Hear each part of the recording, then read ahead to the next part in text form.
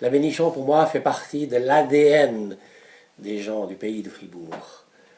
À partir de là, il y a certainement eu une évolution. Le menu de bénichon faisait partie de la bénichon, faisait partie de cet ensemble qui est vieux comme notre histoire. Auparavant, le menu de bénichon se déroulait, se dégustait sur 2 jours, ou sur une journée entière, mais sur 2 jours. Il y avait quand même un laps de temps qui était différent. Le temps, la notion de temps était différente à l'époque. Alors qu'aujourd'hui, tout est beaucoup plus rapproché.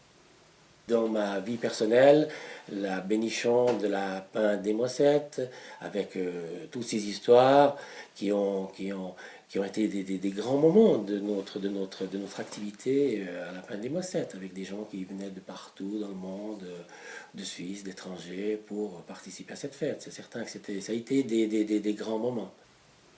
En faisant un événement, qu'il était déjà auparavant un événement collectif.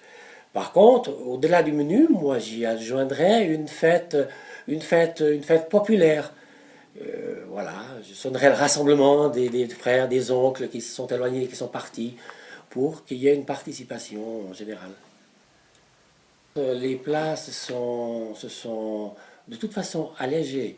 Les sauces sont filtrées, les gens mangent peut-être un petit peu moins, mais il y a eu je ne vais pas dire une récupération, ni même une appropriation, mais la gastronomie s'est emparée de cette fête. Et pas simplement pour des raisons économiques, parce que c'est intéressant. Nous, par exemple, au Mosset, on y a adjoint des plantes sauvages, vous voyez, des épices que nous cultivions nous-mêmes. Donc, vraiment, elle fait partie de la gastronomie d'aujourd'hui, même si les gens ont tendance à moins manger. Et puis, il y avait surtout cette préparation. Les gens se préparaient de tout temps, comme je vous le disais auparavant, et se préparent toujours aujourd'hui à ce menu. Donc, c'est une occasion exceptionnelle, et c'est comme si le corps le corps et l'esprit se rendent disponibles à ce moment-là. Donc, la bénichon a vraiment un avenir.